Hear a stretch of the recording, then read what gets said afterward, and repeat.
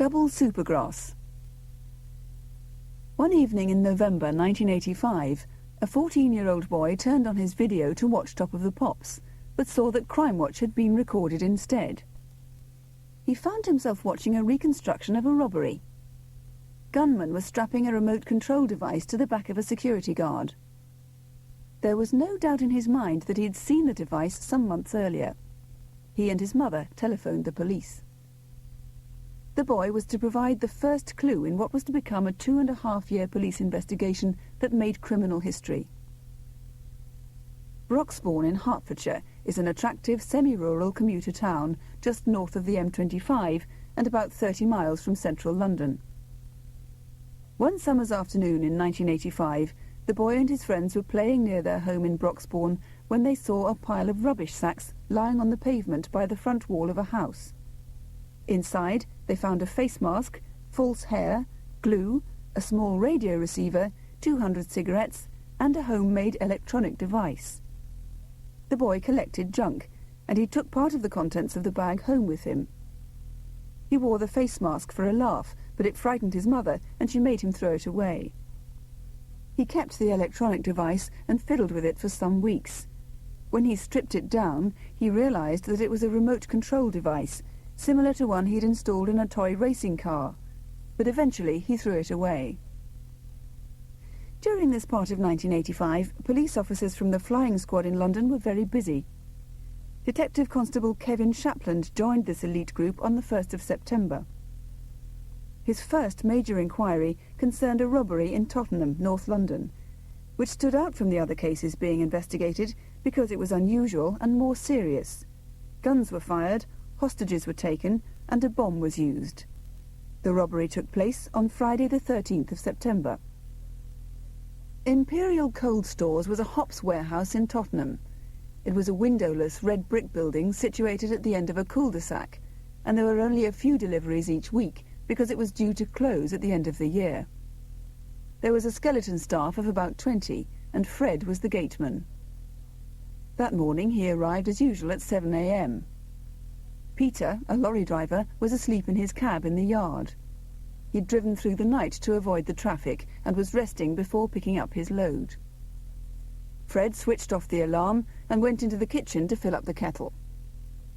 Suddenly he heard a noise, and within seconds a loaded gun was being pointed at the window to wait for the security van, which was due any minute. At 8 o'clock the van arrived. It was the first delivery of the day, and the driver nodded at Fred. Fred smiled back. He could do little else with a sawn-off shotgun levelled at him. The robbers demanded Fred's car keys and told him to act normally as 2 guards came towards the office door. As soon as they were inside, they were overpowered, and one of the guards was forced to submit as a remote control device was strapped to his back. He was ordered to take a cup of tea to his colleague outside in the van. The robbers went with him. A few minutes later, the company manager arrived. He was dragged from his car, and a warning shot was fired into the ground by his side. Having unstrapped the device from the guard and taking with them £90,000, the gunmen used his car for their getaway. The police noticed a number of similarities between this robbery and 3 other attempted robberies that had taken place in Hertfordshire during the previous 6 months. On the 24th of April, at Enfield Crematorium, 3 armed men had taken staff hostage as they lay in wait for a security van to arrive. The time of delivery had changed, however, and the men were obliged to leave empty-handed. On the 3rd of May, at the Cross and Herbert Pharmacy in Hoddesdon, 2 armed men held staff hostage as they waited for a security van. On its arrival, the van's crew was suspicious because everything was so quiet. They left without making a delivery. On the 27th of June, at Amtico in Enfield, 3 armed men entered a warehouse, held staff hostage, and waited for a security van. The van failed to turn up, and once again the would-be thieves were foiled. Although these were only attempts, there were a number of remarkable coincidences. First, they had all happened early in the morning. Second, the premises seemed irrelevant to the planned crime. The target was always the security van. Third, The weapons and descriptions of the offenders were all the same. It was becoming apparent that a single sophisticated team of armed robbers was responsible for these offences, and it was quite clear that they would go to any lengths to achieve their objective. Following the armed robbery in Tottenham, which received a great deal of media interest, a Crimewatch researcher telephoned Detective Constable Kevin Shapland with a view to filming a reconstruction of the crime. The item was broadcast on the 14th of November 1985. There were far fewer people watching that evening than would normally be expected, because the Miss World contest was being shown on ITV, and only 60 calls came through to the studio, compared with an average of 150. There wasn't much luck for officers back at the incident room either. The response was pretty poor. Then, 2 days after the programme, the schoolboy from Broxbourne contacted his local police station. As a matter of routine, a detective telephoned the flying squad and spoke to Detective Constable Shapland, who asked the officer to visit the boy and get him to draw the device he'd seen some months earlier. If it looked nothing like the bomb they were investigating, his information could be quickly eliminated. The officer duly visited the boy and asked him to draw what he had found. Without any prompting, the boy correctly drew 4 wooden corner blocks that were inside the bomb. This was remarkable because this detail had never been released by the police. It was the first major breakthrough in the investigation. Detective Constable Kevin Shapland remembers, "He was able to give us an address where the device had been found. There's no doubt that without this information we would never have looked at that house in a million years." The house, called Emerald, was in a very desirable area of Broxbourne. The police soon discovered that the owners, David and Rita Croak, had only just moved in and had no previous convictions for major crimes. However, the previous owners had moved into a considerably bigger house in Broxbourne and owned an electrical and building company in Highbury. It was this information that caught the attention of the police. Detective Constable Shapland recalls, "I was working a little bit as a one-man band at this time, pecking away at it whenever I could. There was simply not enough hours in the day to do everything. Sometimes I would sit outside the business premises in Highbury, and other days I would drive past Emerald. I couldn't sit outside the house because it was in a cul-de-sac with a dead end, so I just used to note down vehicle numbers and try to look at the people coming and going." Nearly 4 weeks after the Crimewatch reconstruction, on the 11th of December 1985, a robbery at Armourguard Security Depot in Essex added a new dimension to the investigation. Joe was a key holder and security guard for Armourguard. On the 10th of December, he finished work and arrived home in his white Lada at about 7 p.m. He opened the door and went into the living room, where he was confronted by 2 men with shotguns and balaclavas. His wife and daughter were handcuffed to the dining room table. The robbers said, "You know what we're here for. We want to take you up to the depot tomorrow and you can open the safe." One of the robbers told Joe that he had a remote control bomb and showed him a box with a red light on top of it. He said that this would be strapped to a member of Joe's family, and if he did not carry out all their instructions, it would be detonated. Although Joe was terrified, he showed remarkable courage. He realized that there was no way out, so he decided to cooperate as far as possible with the robbers, who sat beside him throughout the night. A third member of the gang was outside the house with a radio. He kept in constant touch with his colleagues, using different code names, until it seemed to Joe that his house was entirely surrounded. As preparations were made to leave the house, Joe pleaded with the robbers to strap the bomb to him instead. He was successful. When they left the house at 5:30 a.m., the bomb was fitted under Joe's car seat. Joe's wife and 30-year-old daughter were left tied up inside the house so that they could not raise the alarm. Joe drove his car to the security depot and the robbers followed. They waited in the yard for about an hour until 2 other guards arrived, one of whom had the keys to the premises. Joe got out of his car and joined the others by the front door of the building. As they were about to go in, the robbers came up from behind, threatened them with guns, then forced them to open the door. Once inside, they tied up the guards and made them lie on the floor, while Joe was forced to open the strong room. After the cash bags had been loaded into a white Honda van, Joe and his colleagues were taken into the strong room and the door was locked. The gunman escaped with £500,000. The bomb that had been attached to the underside of Joe's car seat turned out to be a dummy when police examined it later. For Essex police, this was the biggest robbery ever committed on their patch. Detective Constable Kevin Shapland was seconded to work with them to look for features that might link this case with his others. 2 months later, he was driving past Emerald on his way home from work, when he saw 3 cars in the driveway: an Audi GT, a Porsche and a Nissan Sunny Estate. Checks run on the latter revealed that it belonged to Dolly Ince, wife of George Ince. Dolly had previously been married to Charles Cray, brother of the Cray twins.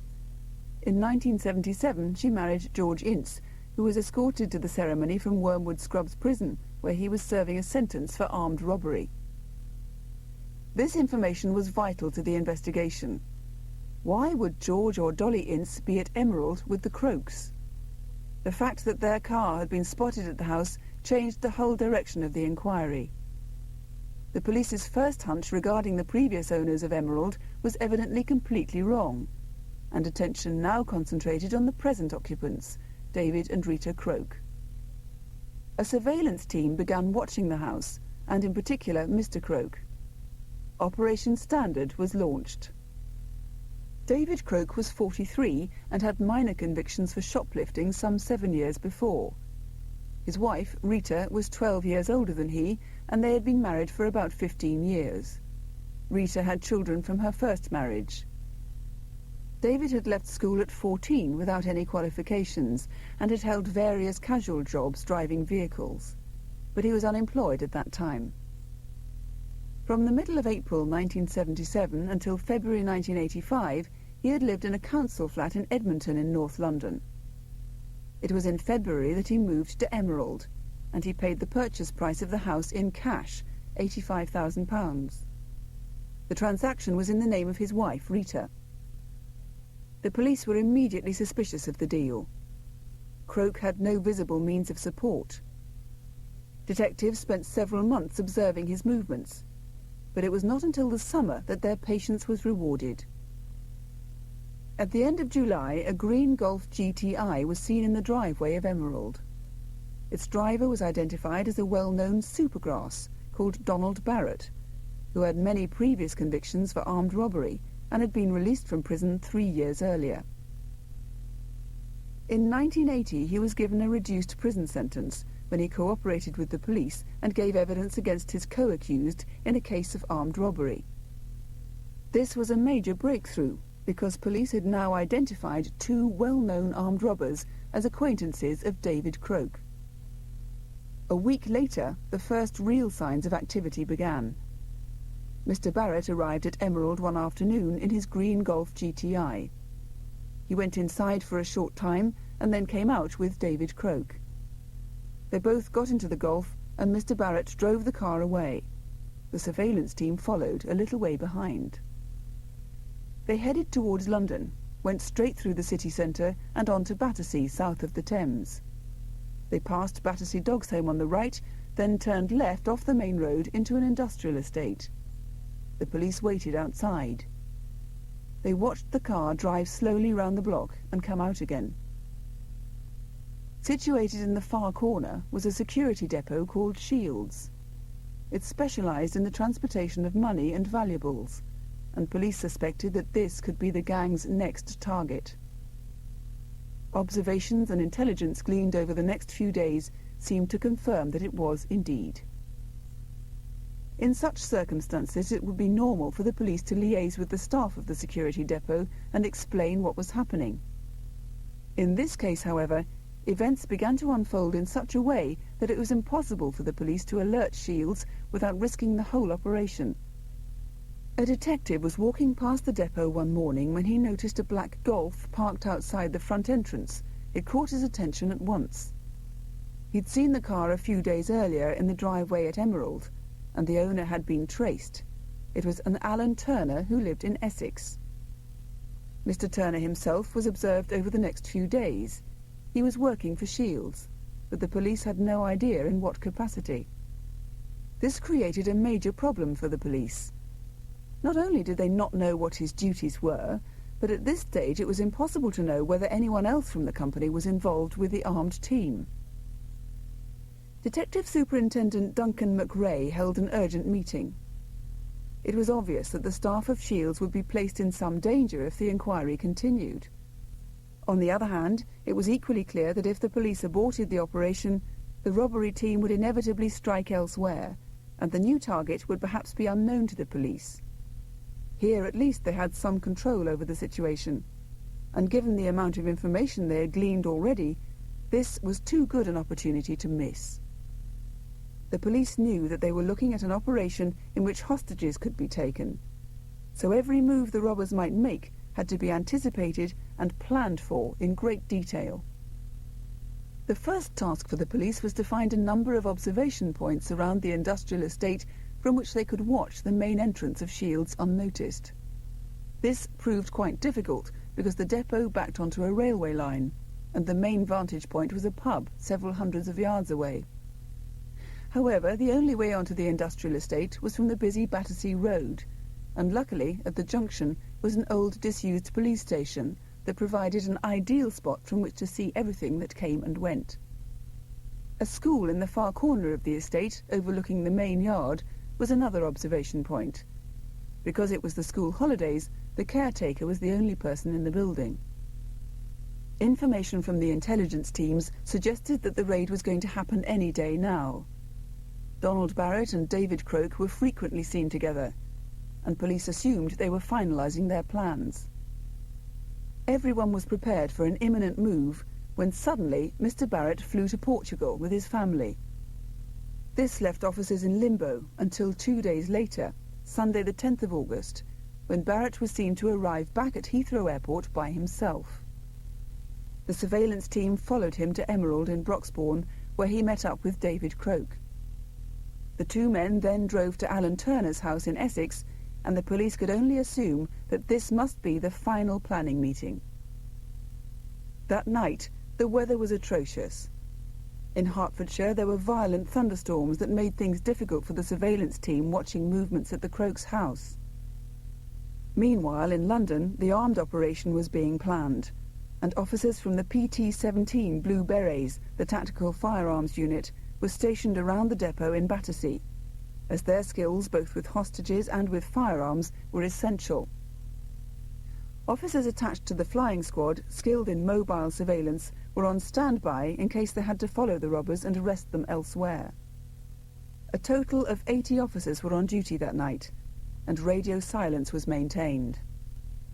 Detective Superintendent Duncan McRae was away, and in his absence, Detective Chief Superintendent Peter Gwynn assumed charge of the operation. The first indication that something might be happening was at 4:20 a.m., when the outside lights of Emerald were suddenly switched on. Donald Barrett and David Croke walked out of the house, got into a car, and drove down the road to a lock-up garage. They emerged a few minutes later in a different vehicle, a blue Ford Escort van. Both men were wearing dark suits and ties, and they were carrying a holdall and a radio. They drove towards Battersea, South London.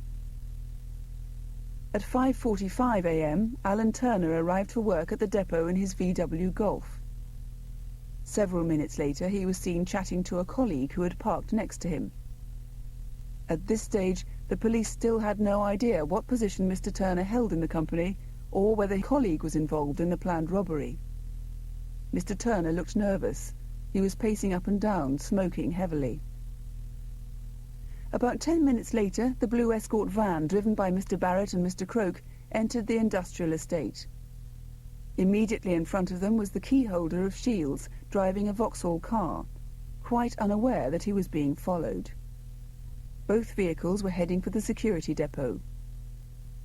The Vauxhall stopped outside the gates, and the driver got out to greet Mr. Turner and his colleague. The blue van drove slowly towards them. The police thought that this was going to be the moment of attack. Instead of stopping, however, the blue van drove out of the estate into a street nearby, where it parked. Meanwhile, back at Shields, Mr. Turner and his colleague had gone inside with the key holder. They emerged a few minutes later, and Mr. Turner walked towards a white security van parked by the main gates, carrying something that resembled a shoebox. He opened the back door of the van and placed the box inside. Then he and his colleague jumped into the van and he started up the engine. Suddenly the police realized that Mr. Turner was in fact a security guard. As he reversed the van out of the yard and drove away, their worst fear materialized. The robbers' target was not Shields after all. Detective Chief Superintendent Peter Gwynn recalls, "We now had a real problem because we had a vehicle with perhaps a considerable amount of commodity on board, money, cash, gold, and 2 armed robbers in the vicinity. The only thing I could do was employ what vehicles I had in the area to follow the vehicle. These, of course, were very few, as the depot had been assumed to be the robbers' target. 99% of Gwynn's team were surrounding that building, and it would have been impossible for them to move from their present positions without alerting the whole neighbourhood." However, Detective Constable Kevin Shapland was part of the authorised firearms team, and as his observation point overlooked the main road, it was easy for him and a colleague to leap into a car and provide backup for the surveillance crew. Detective Constable Shapland remembers, "All the plans we'd made had gone. We didn't know where we were going, we didn't know what Turner was carrying in the shoebox, and we had no idea where this was going to end." The blue Ford van with Barrett and Croak in it followed the security van, and we were some distance behind. Barrett was wearing a wig and glasses. It was a bit frightening because we knew they were likely to be armed, and the situation could be very dangerous. The convoy went round Hyde Park Corner and up the Edgware Road onto the M1 motorway. As a matter of urgency, command of the police operation was switched to the officer leading the surveillance team.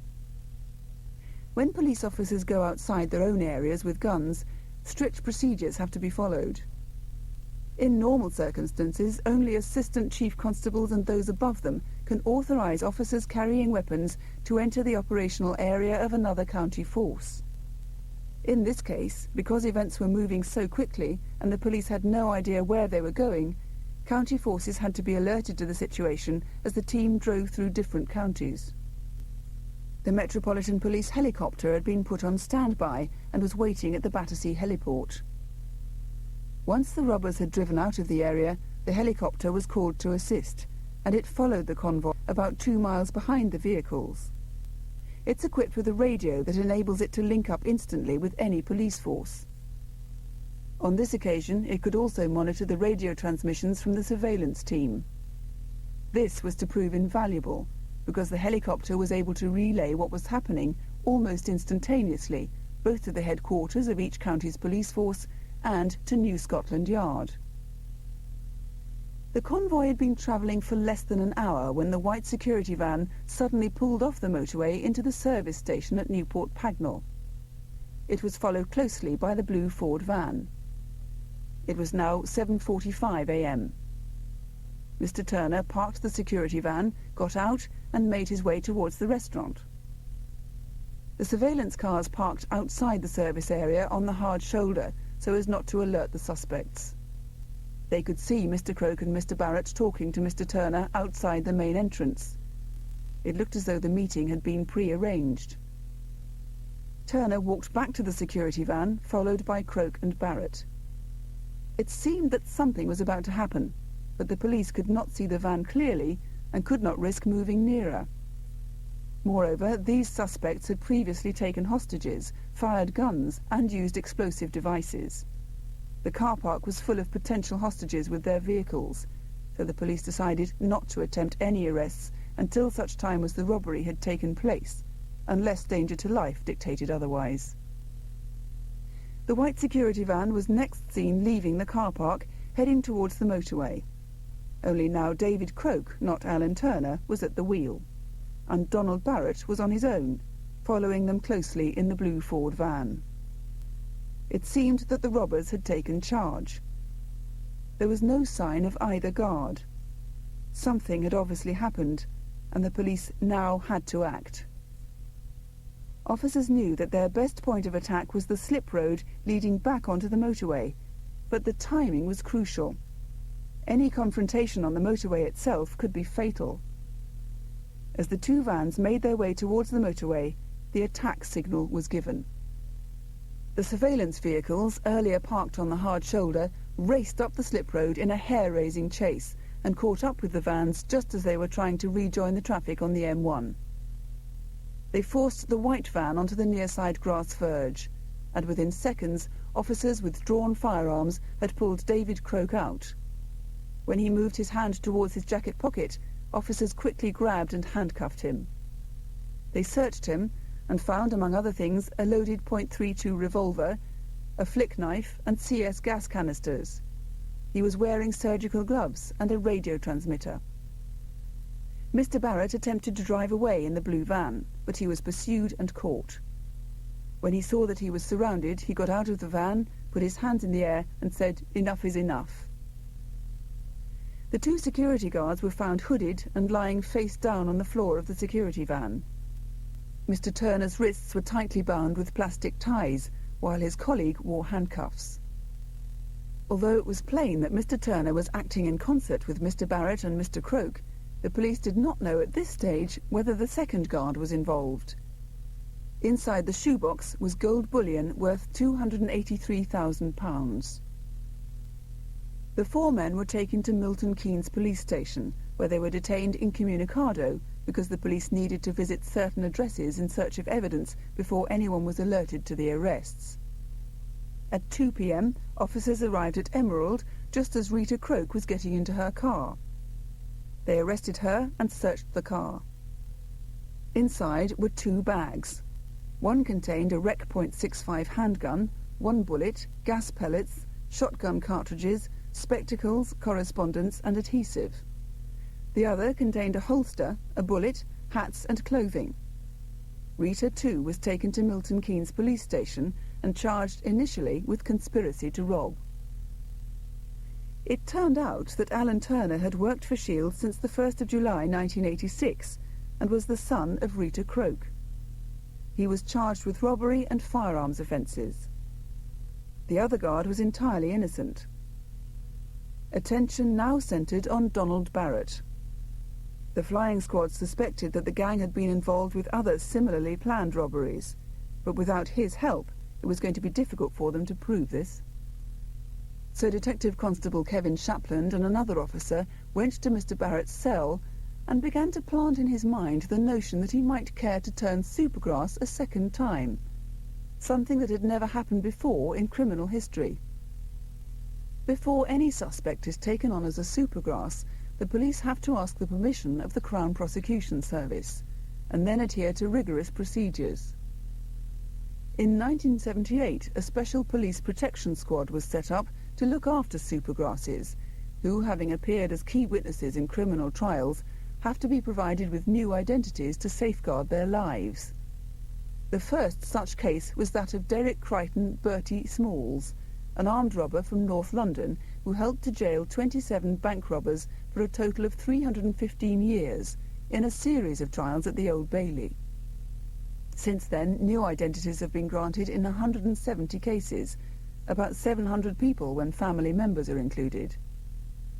The complexity of the subterfuge involved is little understood. The cooperation of up to 30 organisations is needed to make a single new identity safe.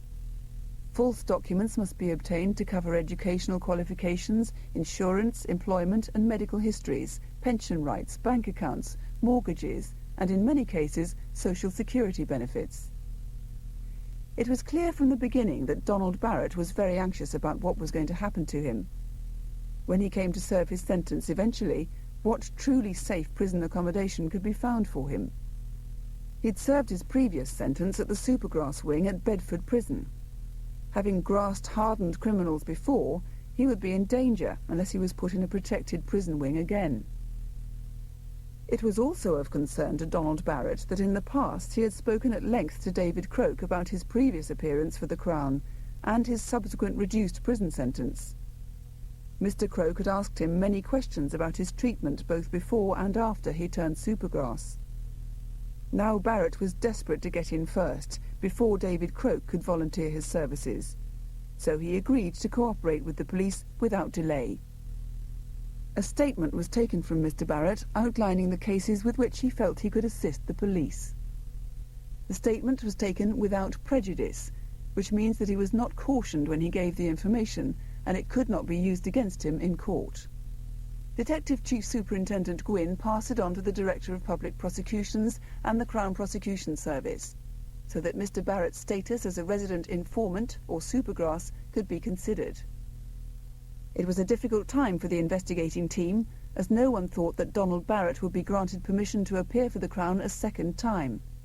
But they were fortunate. He was, in the end, granted resident informant status. Once the decision had been taken, Mr. Barrett was moved from Milton Keynes to a secure police station in East London. One requirement of evidence furnished by a Supergrass is that it must be corroborated by supporting testimony. So a special incident room was set up, and 12 detectives began to re-investigate the events, evidence and criminals about which Barrett was providing information. He was interviewed daily by 2 officers. What quickly became apparent was the meticulous planning that had been necessary before any of the robberies could be carried out. In the Shields case, it turned out that the depot had in fact been the main target for a future robbery that needed careful planning. But as Alan Turner had only recently joined the company, the team had been aiming to wait a few months before setting a final date for the raid. When Alan Turner discovered that he was going to be driving a security van full of gold bullion, the gang, led by David Croak, decided that it would be an easy target. Mr. Turner had driven this route once before, and was told only a few days in advance that he'd be making another trip.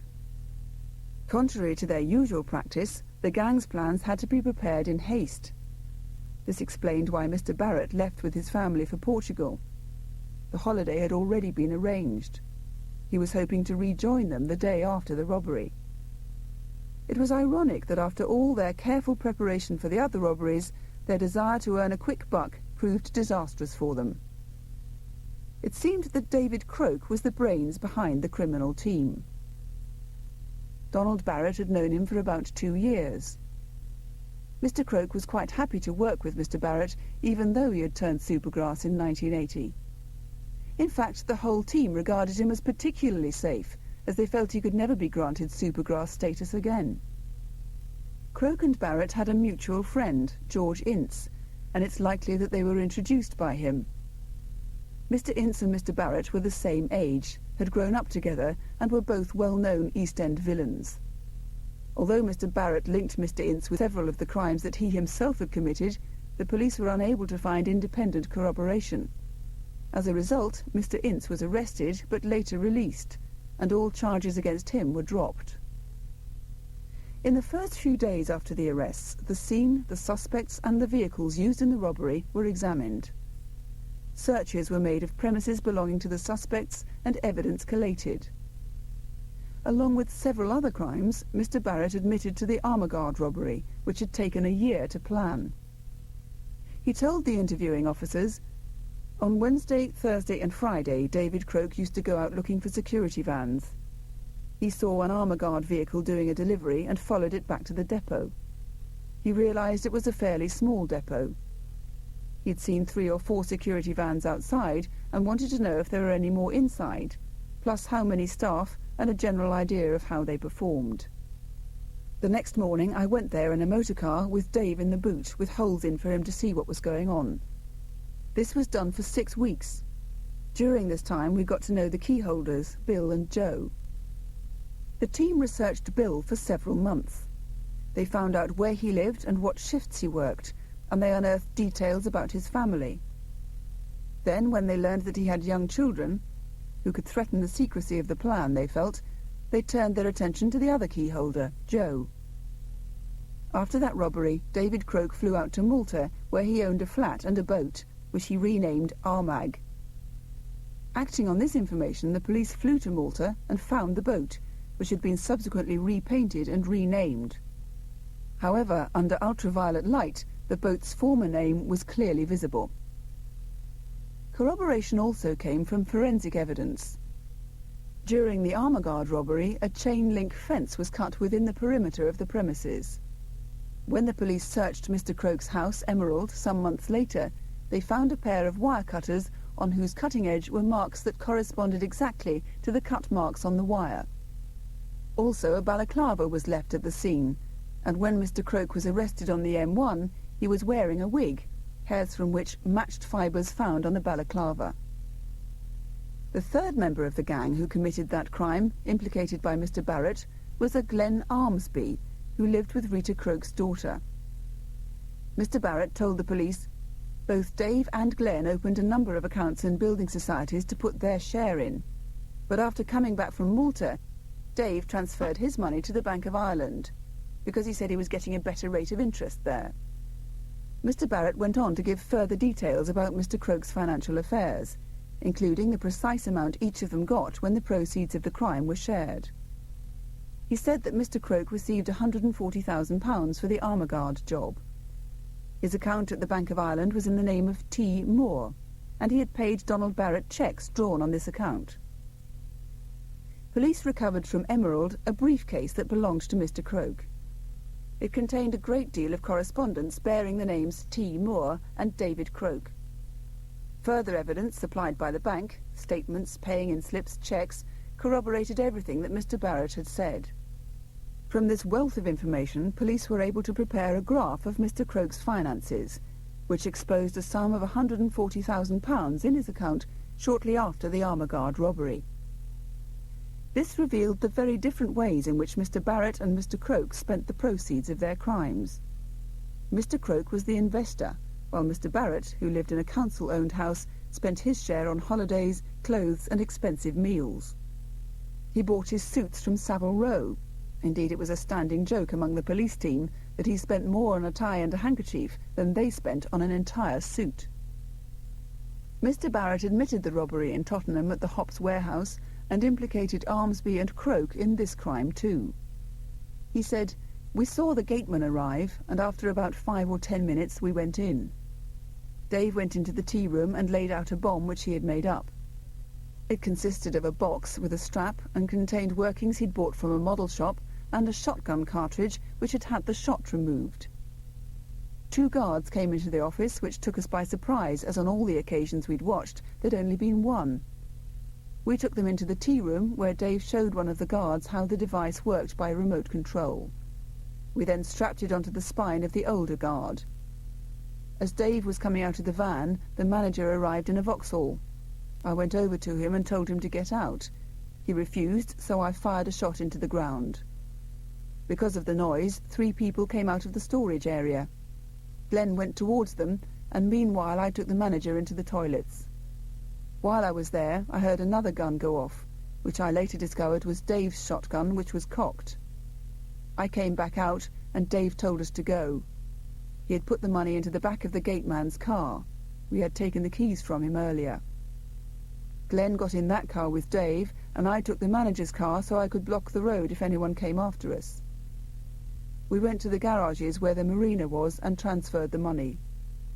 Dave drove off in the marina, and Glenn and I walked further down the road to where I had left my car. We then met back at Dave's house and shared the money out. We got £30,000 each, and the bags containing the money were later burned. Again, his information about how the money was shared out was supported by David Croke's bank account. In total, Donald Barrett admitted 23 offences. He gave information relating to crimes that had not been linked with the men in custody, including robberies in Greenwich and Bristol, and he was asked to describe scenes and events so that the investigators could attempt to identify areas of potential corroboration. Mr. Barrett was interviewed for nearly 9 months and was then remanded in custody on a special Supergrass wing before the case finally came to court. Detective Constable Kevin Shapland was in constant contact with him. Over the months, he said, I got to know Donald Barrett very well, and although he was a dangerous criminal, I had a degree of professional regard for him. He chain-smoked, but drank very little. He was a Jekyll and Hyde character. One side revealed the charming family man who was kind and considerate, while the other showed this incredibly ruthless man who would stop at nothing for his gains. Mr. Barrett was concerned about the first part of his cross-examination in court, because details of his own past, the crimes he had committed, would emerge. He had 15 previous convictions, the first of which he had acquired when he was just 12 years old. Many of the crimes of which he had been convicted were very serious indeed, possessing firearms with intent to commit robbery, wounding with intent, and assaults on the police. And he was rightly anxious that the court might lack sympathy for him.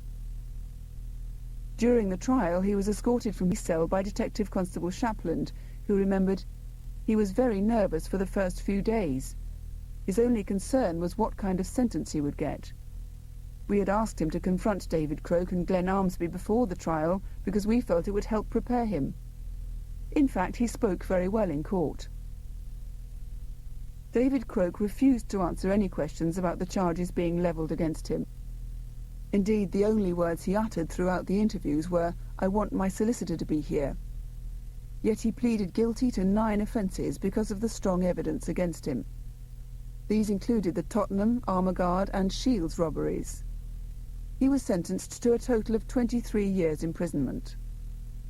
Although Glenn Armsby admitted the Tottenham robbery in interview, the police concentrated their efforts on getting a conviction for the most serious case, the Armagard robbery. For this, he was sentenced to a total of 15 years in prison. Alan Turner was sentenced to 7 years' imprisonment, and Rita Croke received a suspended sentence. Police officers went into the witness box to give the court an insight into the help that Mr. Barrett had given them, after which the judge mulled over an appropriate sentence for 24 hours. The next day, Donald Barrett received his sentence, 16 years' imprisonment, which was reduced to 12 on appeal. The police thought this very fair. Mr. Barrett has been serving the first part of his sentence in the Supergrass wing at Reading Prison. For the rest of his time, he'll be placed in a protected prison wing. The hours of dedication put in by the whole inquiry team had finally paid off. And for Detective Constable Shapland, it was a great personal success. He said at the time, "All this came about because of one perceptive 14-year-old boy who, by a quirk of fate, had watched a video of Crimewatch. Without his information, I have no doubt that this team would have carried on and committed many more major crimes." End of Side 3.